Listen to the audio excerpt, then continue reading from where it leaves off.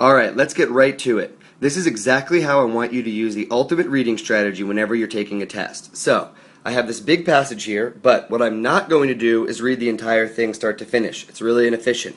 I go straight to the questions, and it says, Passage 2 is unlike Passage 1, and that Passage 2, this is a main idea question. I'm going to go back to it once I've read a bunch more. Now, it says, the fissure, line 6, was primarily caused by the... So, I want to figure out what the fissure was caused by. I go straight to the passage, and I figure it out. So, it says, even if the civilian population at home had wanted to know the realities of the war, they couldn't have without experiencing them. Its conditions were too novel, its industrialized ghastliness too unprecedented. The war would have been simply unbelievable. From the very beginning, a fissure was opening between the army and the civilians. Alright, well, I'm looking for what the fissure was caused by. It seems like the people wouldn't be able to believe anything. They don't know what's going on. Now, to keep reading for one sentence, the causes of civilian incomprehension were numerous. So civilian incomprehension is the cause, and that's my answer. Always come up with your own answer first. So I go back, civilian incomprehension, and I'm going to eliminate civilians' ignorance about the soldiers' experience? Maybe. That sounds a bit like incomprehension.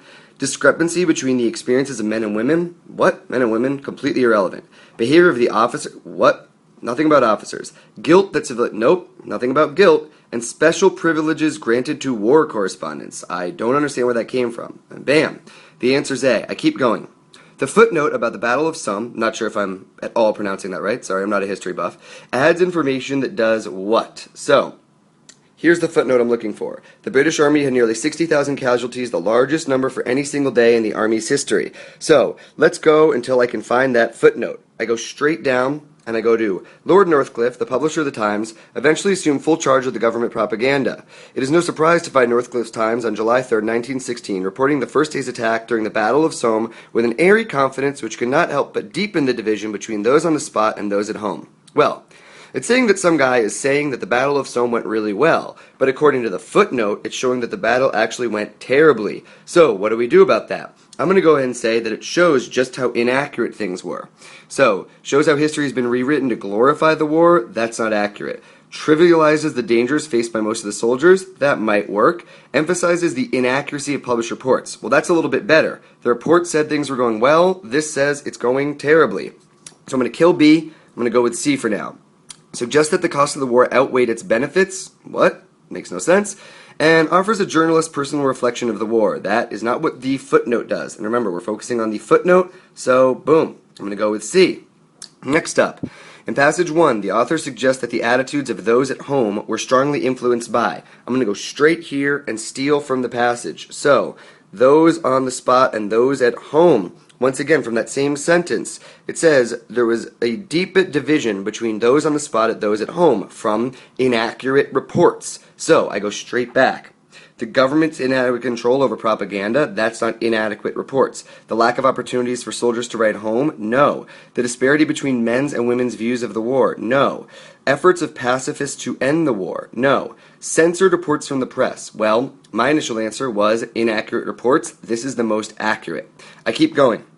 In line 33, credit most nearly means. So, I go to credit. Underline it. Now, I'll start from here. There's a fair field, and we have elected to fight out our quarrel with the Germans and to give them as much battle as they want.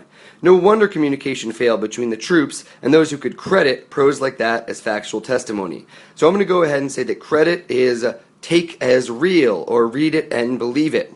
Now, I go back and say read it and believe it. Award, that makes no sense. Believe, pretty much exactly what I said. Enter, what? Supply, no idea why that would be. And enrich. So, I like believe, I want to go back and plug it in, because you always want to plug these guys back in.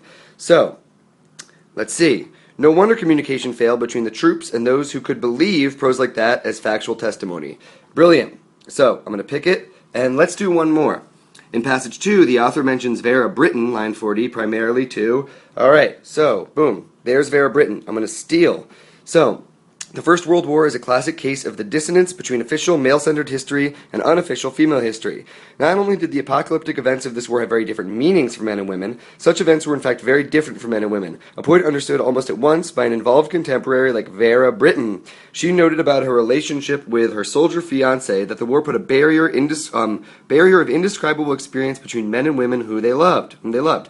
So, What this is saying is that this is a woman who had a barrier put up between her by the war. I'm just stealing directly from the text. So, the author mentions her to show a woman who had the same experience. Support an argument by quoting material written at the time of the war. Well, he is supporting his argument by quoting material. I'll put that there. Present an example of the kind of powers women gain. What? Powers? Describe how a writer manipulated the facts. I see nothing to support that. Discuss the wartime literature. No. And dispute recent historians' views of the war. No. So while this doesn't directly seem like the right answer, he's making an argument, saying there's a divide between soldiers and people, and then he's showing written material during the time of the war saying that there was a divide. Boom. So, this is the entire strategy. Look at a question. Look at the passage where it's supposed to be. Go back and answer it based on the answer you make up. Don't waste time reading entire passages. See all this? This contains about 1% of the material you need. So just find what you're going for and skip everything else.